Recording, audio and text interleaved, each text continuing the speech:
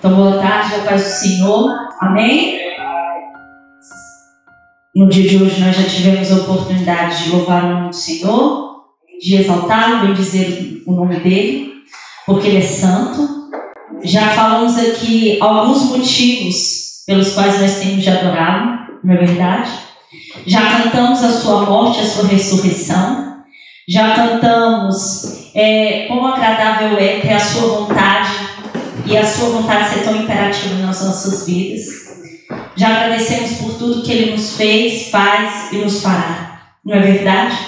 E agora vamos meditar então na palavra do Senhor. Eu convido a igreja a abrir na Epístola aos Romanos, capítulo 5. Nós vamos ler os 5 primeiros versículos. Romanos, capítulo 5, a partir do versículo 1.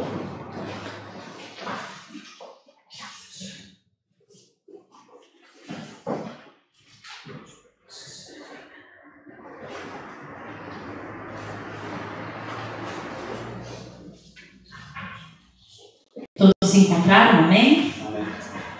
Diz assim a palavra do Senhor: sendo, pois, justificados pela fé, temos paz com Deus, por nosso Senhor Jesus Cristo, pelo qual também temos entrada pela fé a esta graça, na qual estamos firmes e nos gloriamos na esperança da glória de Deus.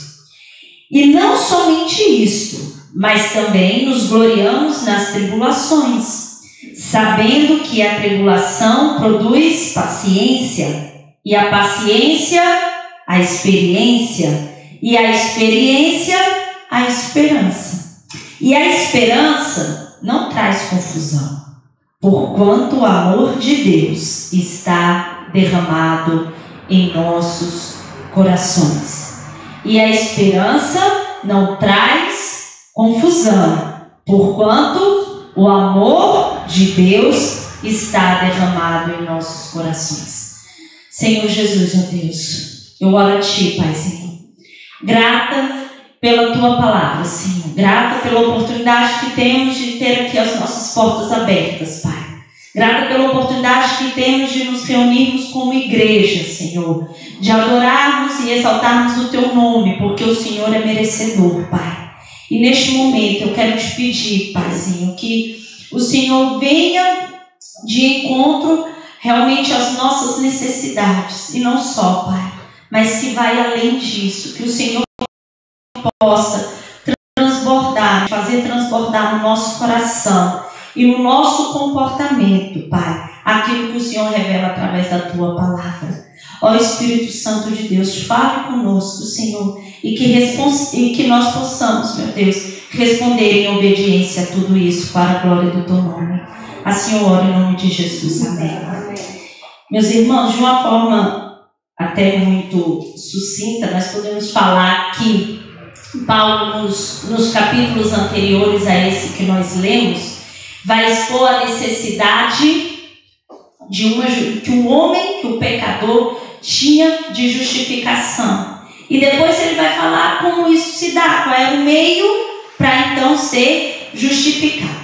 E nesse capítulo, Paulo vai expor, principalmente nesses primeiros versículos que nós lemos, as consequências, ou nós poderíamos até dizer as bênçãos que nós temos por sermos justificados. Ou seja, quais são as bênçãos, as consequências depois da justificação. E dentro desse relato, eu quero nessa tarde refletir com os irmãos a respeito de 3 questões a respeito de nós cristãos, que se dá no que somos, no que temos e onde e como estamos. Então, dentro dessa descrição do que as bênçãos que existem, as consequências que tem a partir da justificação, nós identificarmos enquanto crentes quem nós somos, o que nós temos e onde e como nós estamos. E para isso, logo no versículo 1, Paulo vai deixar muito claro quem nós somos, porque ele já inicia assim: sendo, pois, justificados pela fé. Ou seja, quem nós somos? Nós somos justificados. E o que é a justificação? A justificação é um ato legal, até judicial, vamos dizer assim. Mas ele é exclusivo de quem? De Deus. Pelo qual ele declara que nós somos justos. Mas com base em quê? Tudo isso com base na justiça de Cristo. Por quê? Porque tudo quanto a lei exige, Cristo satisfez na cruz do Calvário. E é a partir disso que nós somos declarados justos. E quem tem essa nova vida, ou seja, aquele que crê e confessa que o Senhor, que Jesus Cristo é o Senhor e que Ele morreu e ressuscitou e perdoou os nossos pecados, ele sim é uma pessoa que está livre do pecado, da ira de Deus e da morte. É um ato único que Deus faz e fez por nós e por todos aqueles que vêm a crer no nome dele. Então nós temos como significado da justificação esse perdão e mais do que isso, a absolvição da culpa pelo pecado. E traz consigo ainda o que? A esperança que nós temos da glória de Deus. Então, Paulo vai deixar muito claro, dando seguimento ao versículo, temos paz com Deus por nosso Senhor Jesus Cristo. Isso quer dizer que essa justificação não é em virtude do que? Das minhas obras, ou das suas obras, ou do que fazemos ou deixamos de fazer. Mas isso acontece pela obra perfeita que Cristo fez na cruz do Calvário. É por isso que nós somos justificados. E a fé é esse instrumento que nós temos de apropriação de todos os benefícios que a cruz nos traz. Então, meus irmãos, hoje nós não podemos nos esquecer de quem nós somos. Nós não podemos ter dúvida alguma, nem no nosso coração e nem na nossa mente, da identidade, ou seja, daquilo que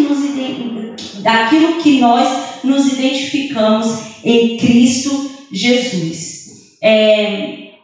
Há uma pessoa que diz assim, que eu sou, ele é até um pastor, ele fala assim, eu sou aquilo que a Bíblia diz que eu sou. Porque às vezes diante das situações, ou quando nós passamos por determinadas dificuldades, às vezes nós temos o hábito de dizermos algumas coisas de quem nós somos. E que, por vezes, aquilo ali não é a verdade. Não é? Ou escutamos de outras pessoas quem nós somos. Mas nós temos a palavra do Senhor que nos revela quem nós somos diante dele. E não só isso. O que vem atrelado a isso. Porque quando Paulo diz que nós somos aqueles que creem são justificados por Cristo, ou seja, são declarados por Deus justos por meio da obra perfeita de Jesus Cristo, ele vai aqui discorrer o que vem atrelado, ou seja, o que você tem de benefício por essa justificação. E é por isso que nós conseguimos ver o que nós temos. Não só o que nós somos, mas também aquilo que nós temos.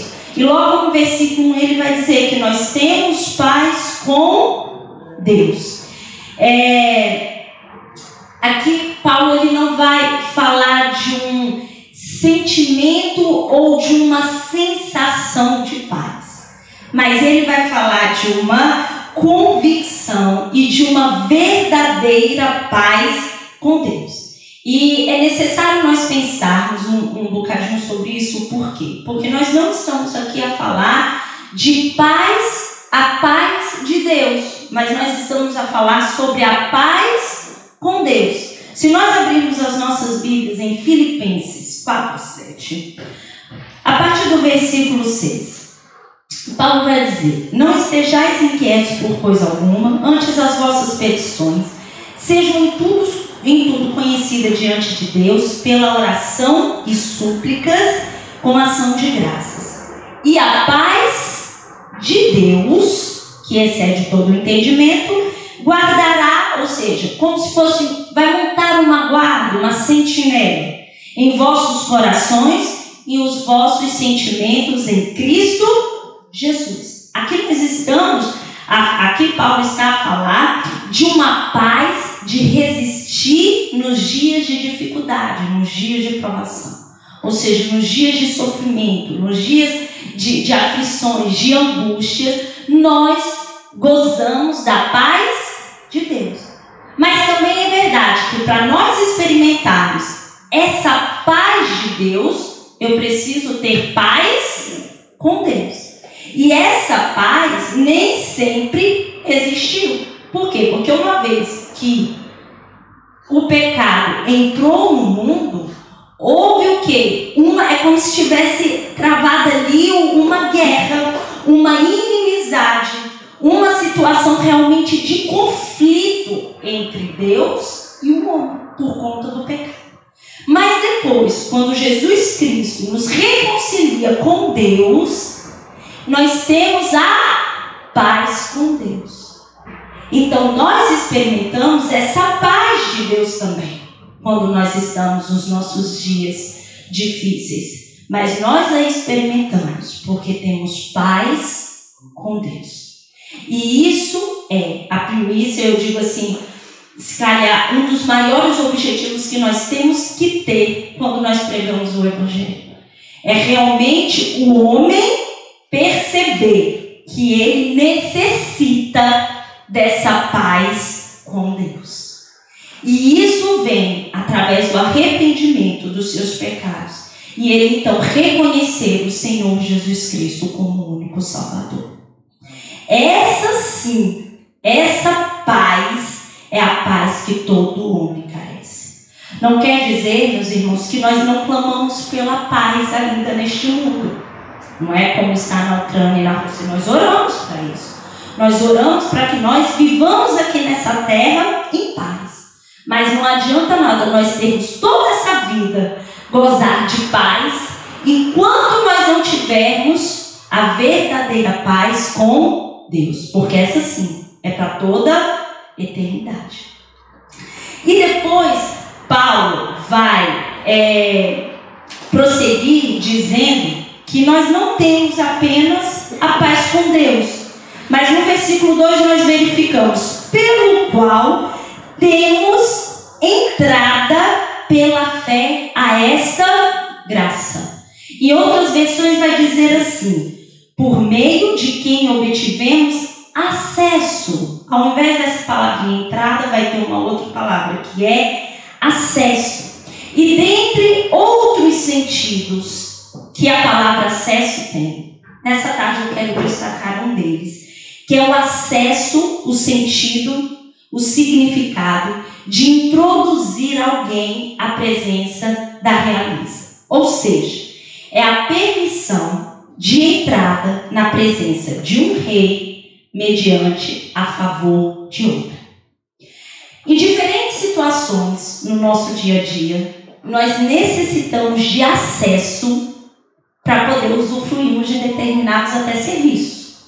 Se nós quisermos acessar a nossa conta de e-mail lá no Gmail, que os alunos já estão aprendendo isso, eles tiveram que fazer um código, não é? Uma passe para que coloque lá. E não só, às vezes também no telemóvel, quem coloca lá o bloqueio da tela. Antes que você consiga acessar qualquer coisa, você tem que ou meter ali o seu dedo para digitar, ou vai ter que colocar ali o desenho, aquilo que você fez que bloqueava, você vai ter que retirar esse bloqueio que havia para que você tenha acesso àquilo que você deseja. Quando estamos naquelas máquinas, seja de café, seja de croissant, que queremos tirar alguma coisa dentro dela, a gente não olha para a máquina e diz, manda aí uma cola se faz favor, e a cola desce. Não é. Para que eu tenha acesso ali, eu preciso meter uma moeda, pelo menos de €1, não é verdade?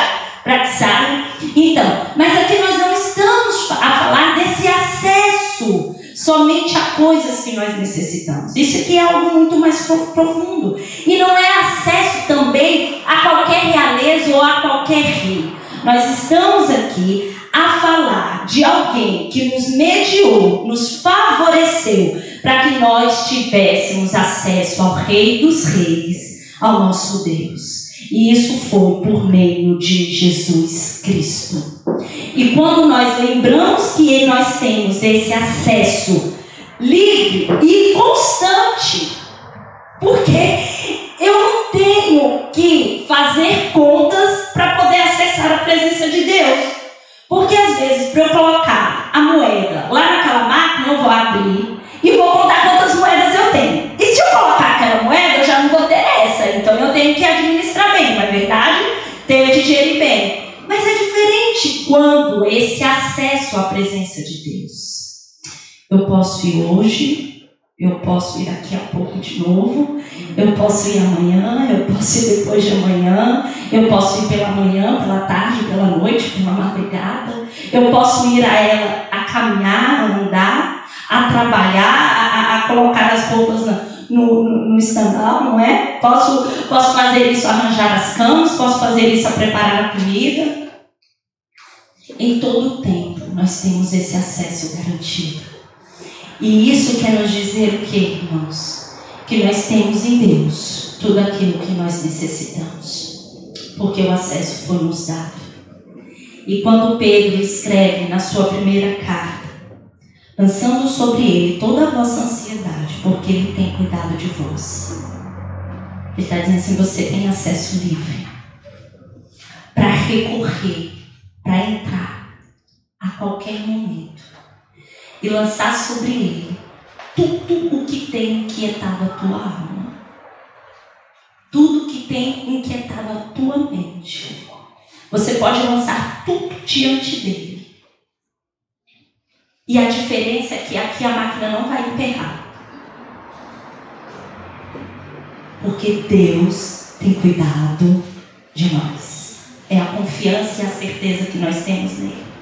Depois o próprio Jesus vai dizer: vinde a mim todos os que estáis cansados e sobrecarregados e oprimidos, que eu vos aliviarei.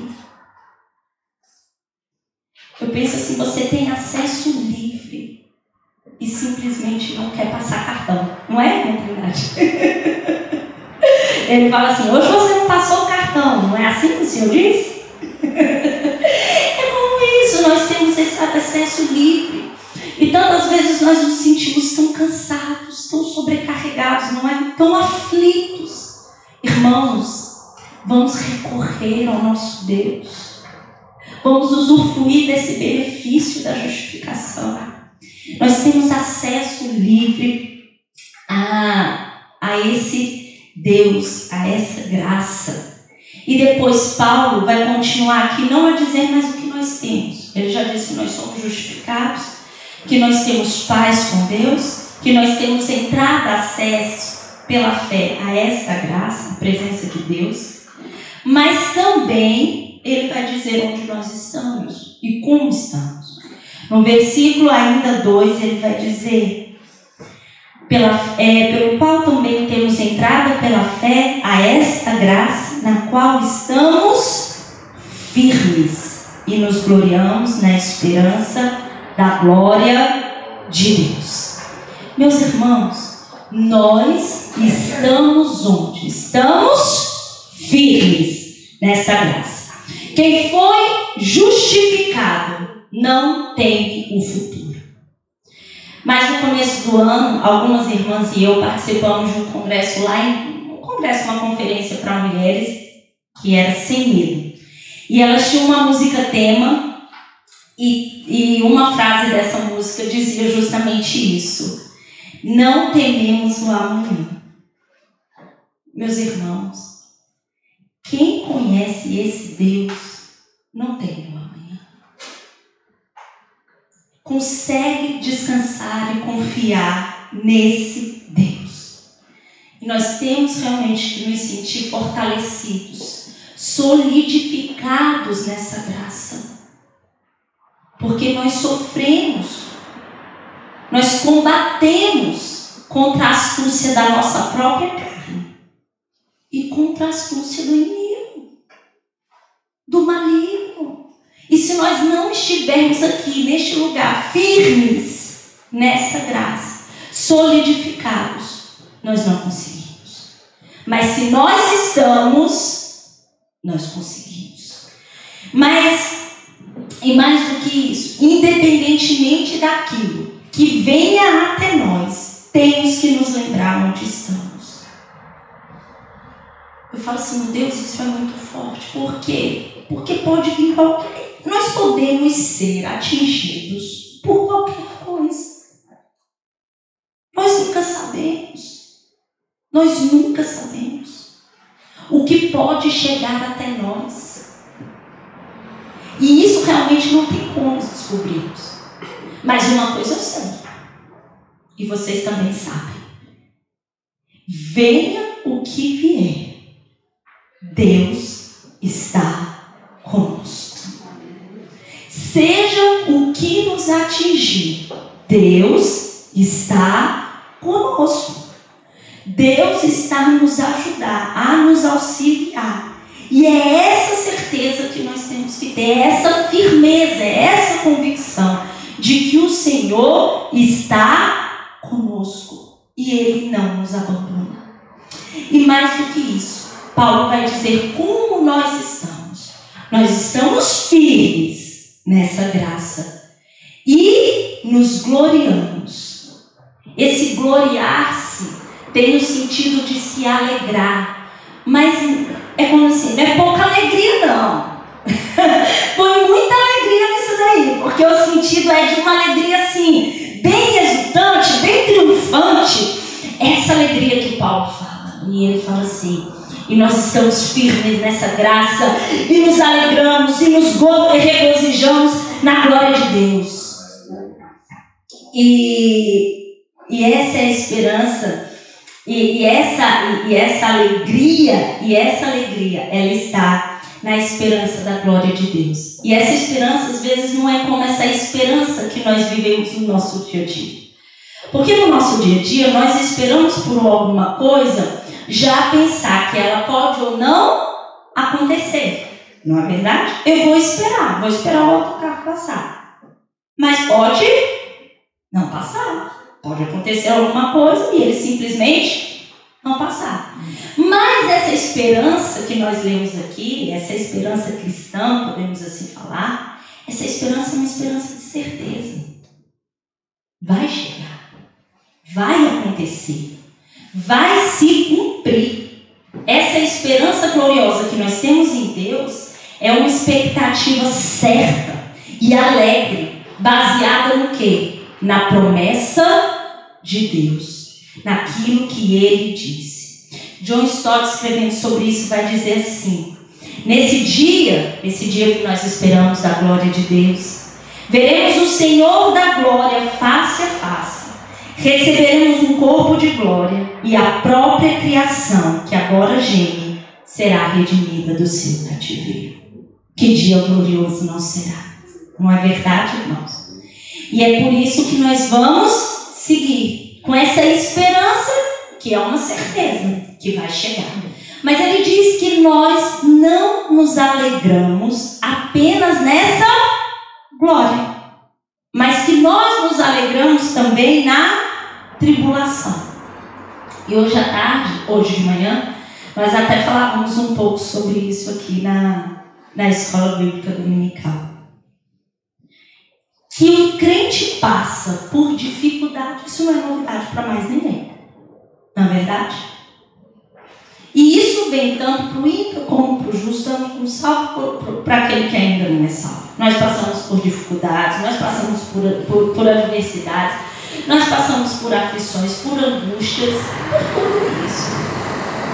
Mas o que nós vamos ver aqui não é simplesmente quem passa ou deixa de passar. Mas é como uma pessoa que foi justificada por Cristo passa e como aquele que não conhece ainda Cristo como seu Salvador passa. O que te está a dizer aqui é como nós passamos por esse sofrimento. E Paulo vai dizer que nós passamos por essa tribulação como? Com alegria. Aí você pensa assim, Gisele, com alegria? Mas quem é que gosta de sentir dor? Quem é que gosta de sentir angustiado? Tem alguém aqui masoquista, não é?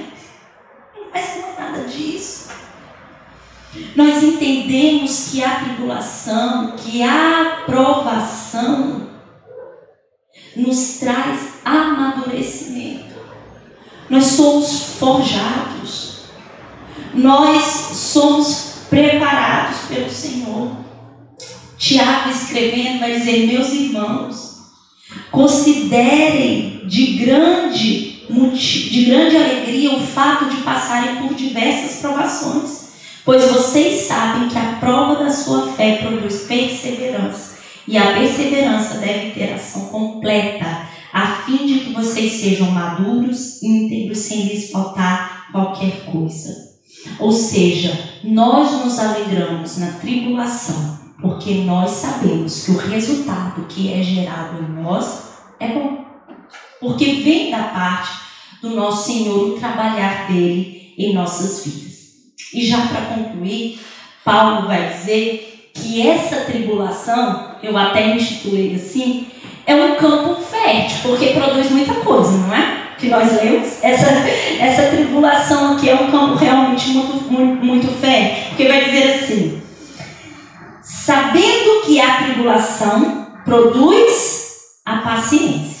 E a paciência, a experiência. E a experiência, a esperança. E quando nós falamos em paciência, nós estamos falando dessa paciência em situações difíceis, mas é uma paciência que enfrenta e supera aquela determinada circunstância. E ela vai fazer com, e isso a gente faz, e isso a gente tem conscientemente, sabendo que Deus tem o controle de toda a situação. O Senhor, Ele intervém e pode mudar todo, em tão pouco tempo, eu não diria nem tempo. O Senhor, no estalar de Deus, pode mudar qualquer coisa. Ele pode alterar qualquer coisa, Ele tem poder, mas Ele também tem propósitos. E tudo aquilo ali, tudo que o Senhor realmente quer fazer e faz através do seu poder, Ele faz conforme aquilo que Ele fala. Quando nós olhamos lá em Gênesis, se não me engano, Gênesis 20, quando Gênesis 21, logo no primeiro versículo, vai dizer assim, o Senhor visitou a Sara, como tinha dito, e fez o Senhor a Sara, como tinha falado, e concedeu Sara, e deu a Abraão um filho na sua velhice, ao tempo determinado que Deus lhe tinha dito. Esse é o Deus que controla todas as coisas. Porque quando o Senhor vem e fala a Sara, olha, no outro tempo, no próximo tempo, você terá um filho, ela ri. Porque ela olha para a condição dela, a incapacidade dela em gerar. Mas Deus que controla todas as coisas diz, você vai gerar. E o que nós temos aqui não é apenas um Deus que falou, mas um Deus que cumpriu. Um Deus que interveio. Um Deus que fez um milagre. Por quê? No tempo de quem? De Sara? De Abraão? Não, a palavra de Deus é muito clara. No tempo determinado que Deus havia falado. E é por isso que nós podemos gozar e esperar com essa paciência aqui. É por isso que a tribulação produz em nós essa paciência. Essa paciência de passar, de suportar, de superar, porque nós sabemos que quem está no controle não somos nós, mas é o Senhor. E depois, nós vamos até ver o próprio salmista dizer assim, foi-me bom ter sido afligido, para que aprendesse os seus estatutos. E até mesmo outro versículo que gostamos tanto de citar, em Jó, eu te conhecia só de ouvir, mas agora os meus olhos te veem. E depois de uma grande provação. E isso é gerado também em nós, produz tanto a paciência, mas também produz experiência. Em outras versões, nós vamos ler um caráter aprovado. E é justamente o que diz essa palavra. Essa experiência tem a ver com caráter aprovado. Ou seja, a qualidade de algo que foi testado e foi aprovado. Assim como o metal passa pelo fogo, o ouro, a prata, para que as suas impurezas sejam retiradas e ali ela esteja aprovada para ser feita qualquer coisa que seja, não é? Uma joia ou qualquer outra coisa. E isso que é gerado em nós, esse caráter aprovado, ele acontece em nós à medida que nós passamos por essas tribulações. Para que nós tenhamos, sim, esse caráter aprovado. E depois nós temos um produto final, vamos dizer, que é a esperança. E essa esperança não traz confusão. Essa confusão é no sentido de desapontamento, de decepção. Até o sentido mais literal seria envergonhado diante de uma... Imagina alguém sendo exposto e ter uma vergonha assim em público. Isso é horrível, não é? É esse sentido que está dizendo aqui. Essa esperança não te envergonha. Ela não te decepciona. Essa esperança que é produzida, ela é legítima na sua vida. E às vezes você pergunta assim, Gisele, como eu posso ter tanta certeza que essa esperança é legítima na minha vida? Porque diz assim, porquanto o amor de Deus está derramado em nossos corações. E esse derramamento tem essa ideia de refrigério, de abundância, de encorajamento mesmo espiritual. Paulo está a dizer assim, e hoje nós vemos e a palavra do Senhor fala conosco essa tarde, o que, meus irmãos? Você tem uma esperança e ela não vai te decepcionar, ela não vai te envergonhar, ela é legítima, porquanto o amor de Deus está derramado no teu coração, na tua vida, na minha vida. Meus irmãos, esse é o motivo de nós todos os dias prosseguirmos. Vamos fazer desse dia mais um dia que nós podemos falar, Senhor, obrigada, Senhor, porque até aqui o Senhor me sustentou.